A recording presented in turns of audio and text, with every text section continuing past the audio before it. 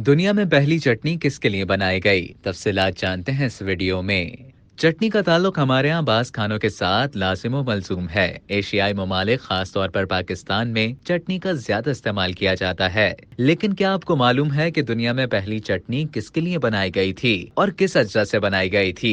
चटनी की भी अपनी ही तारीख है और दुनिया भर में तकरीबन हर ममालिक में अपने कल्चर के मुताबिक हर कोई चटनी का इस्तेमाल करता है। पाकिस्तान में दर्जनों की तादाद में मुख्तलिफ इकसाम की चटनियाँ बनाई जाती हैं जो जायके में भी मुनफरिद होती हैं। भारतीय मीडिया के मुताबिक चटनी एक संस्कृत जबान का लफ्ज है जिसके लिए ख्याल किया जाता है कि पहली चटनी भारत में शाहजहां के दौरे हुकूमत में उनके बीमार होने पर बनाई गई। शाहजहां के हकीम ने मशवरा दिया था कि शाहजहां को कोई ऐसी चीज खिलाई जाए जो जायकेदार भी हो और मसालेदार भी। यही नहीं, खाना ऐसा होना चाहिए कि आसानी से हजम भी हो सके। इसके बाद पुदीने और इमली को मिलाकर चटनी बनाई गई थी। यहाँ से दुनिया में पहली बार चटनी बनाने का आगाज हुआ था और इसके बाद खजूर की मीठी चटनी शाहजहां के लिए बनाई गई। दुनिया भर में मुख्तलिफ इकसाम की चटनी बनाई जाती है, कोई खट्टी तो कोई मीठी होती है। तेज मिर्च मसालों के साथ भी चटनी बनाई जाती है। इसके अलावा मौसम के एतबार से भी चटनी बनाई जाती है। गर्मियों में कच्चे आम की चटनी, इमली आलू बुखारे की चटनी का इस्तेमाल ज्यादा होता है क्योंकि उनकी तासीर ठंडी होती है।